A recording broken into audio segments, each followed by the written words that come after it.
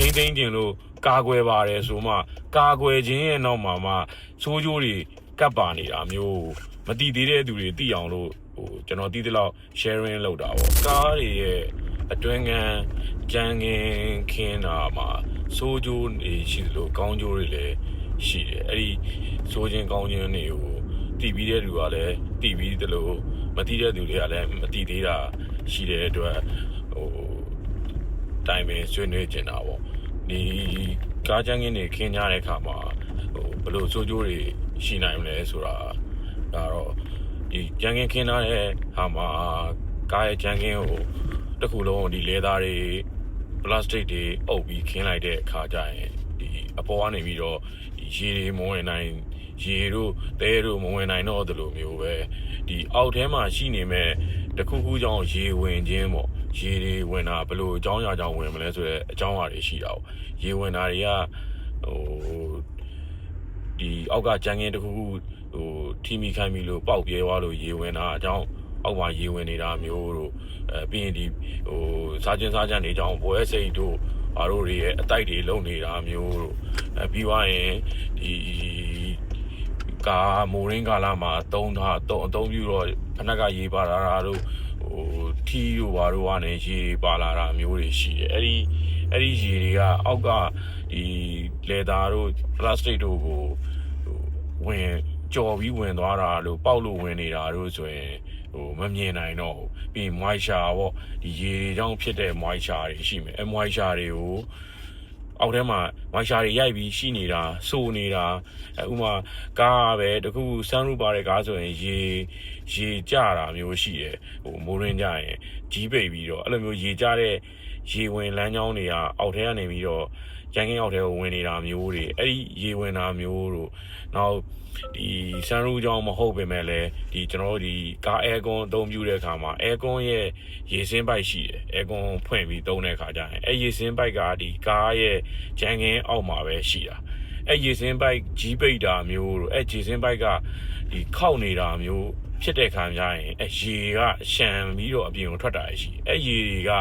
ဒီကားအောက်ကြမ်းခင်းထဲမှာဝင်နေတာကိုဒီခုနကလေသားတို့ပလတ်စတစ်တို့ခင်းထားတာကအပေါ်ကလာမဲ့ဒီအန်ရယ်တွေကိုကာကွယ်ဖို့အတွက်ခင်းတယ်လို့ပဲသူအောက်မှာရှိနေတဲ့အန်ရယ်ကြောင့်ဖြစ်တဲ့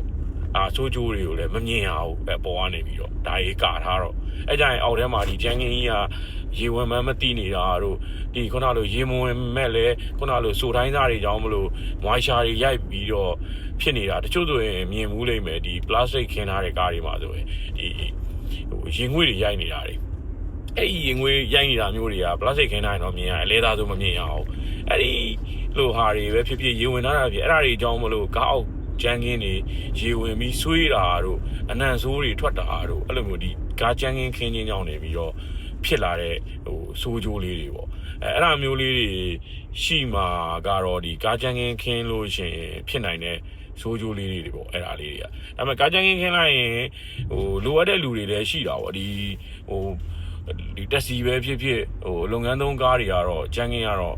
မခင်းလို့မရဘူးဒါတွေကအထီးကိုက်အပေတေခံဖို့အတွက်ပေါ့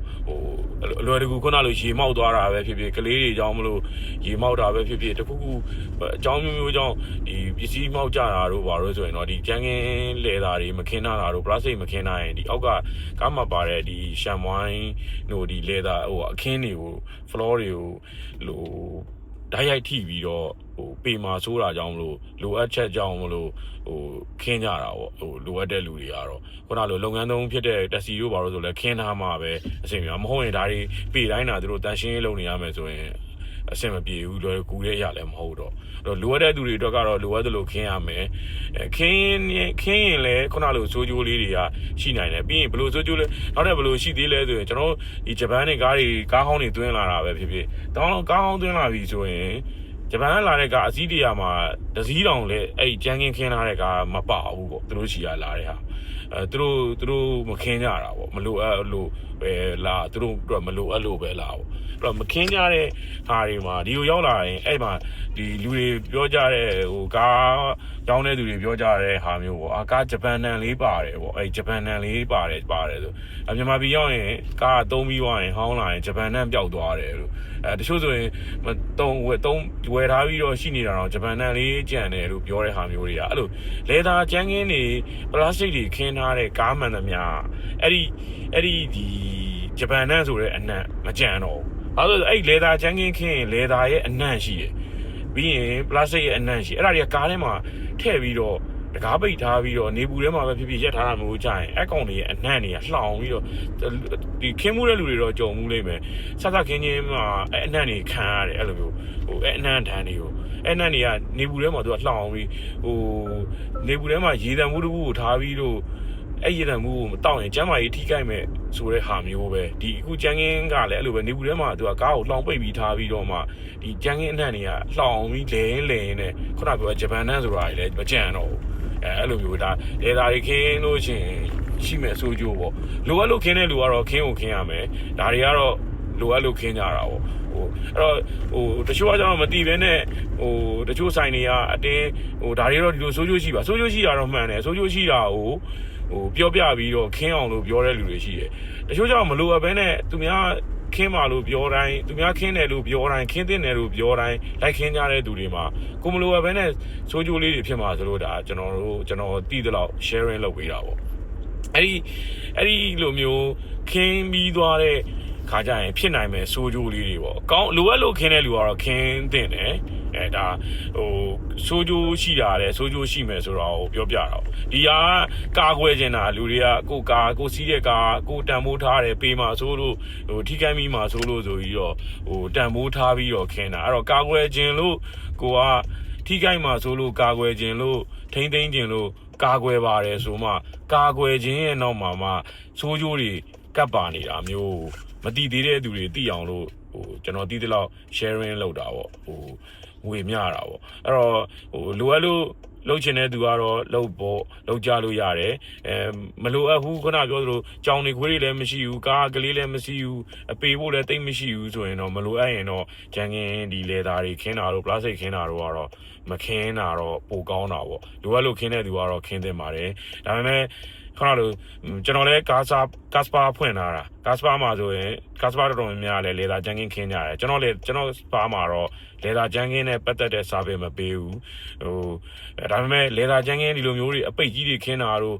့ပလတ်စတစ်ခင်းတာတို့ထပ်ဆိုင်ကျွန်တော်အခုနောက်ပိုင်းထွက်တဲ့ဒီ floor mat တွေလေ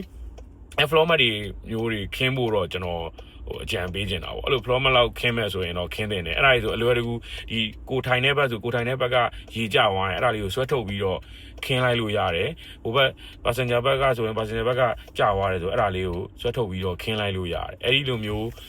လုပ်လို့ရတဲ့ floor mat လေးတွေခင်းတာတော့အားပေးတယ်ဟိုလိုအပြည့်ကြီးခင်းတာကြတော့ခုံတွေချွတ်ကြတယ်ပြီးရင်အကုန်လုံးကျန်းကင်းတွေလှန်ပြီးတော့မှမီးဖီတာတို့ဘာလို့အဲ့လိုမျိုးခင်းတာတွေဖြစ်တဲ့အတွက်ကာကွယ်မှုတော့ကောင်းပါတယ်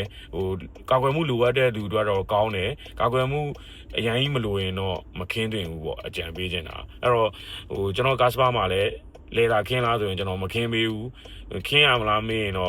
့ဖြစ်နိုင်ရင်မလိုအပ်ရင်မခင်းပါနဲ့လိုအပ်ရင်တော့ခင်းအဲ့လိုမျိုးပြောပြပေးတယ်ကျွန်တော်တို့ဒါခင်းပေးနိုင်ရင်ခင်းပေးမယ်လို့ပြောပြီးခင်းပေးကျွန်တော်စီကလူတွေကျွန်တော်လည်းခင်းတတ်တယ်လေသာဒါပေမဲ့ကျွန်တော်တို့မခင်းပေးဘူးခင်းပေးတဲ့သူတွေလည်းခင်းပေးမယ်လိုအပ်တဲ့သူတွေကတော့ခင်းပေးတဲ့အချိန်မှာသွားလုပ်လို့ရတယ်ကျွန်တော်တို့ကတော့ပတ်စံရတယ်ဆိုရင်လည်းကျွန်တော်တို့ကဒီဟာကိုကျွန်တော်မကြိုက်တဲ့ဖြစ်တဲ့အတွက်ကျွန်တော်တကူကြီးမကြိုက်တာဖြစ်တဲ့အတွက်မကောင်းလို့မြင်လာတာဖြစ်တဲ့အတွက်ကျွန်တော်တို့မလိုအပ်ဘူးဖြစ်တဲ့အတွက်ကျွန်တော်ကတော့မခင်းဘူးအဲ့တော့လိုအပ်တဲ့လူတွေကတော့လိုအပ်တဲ့အချိန်မှာသွားခင်းတာ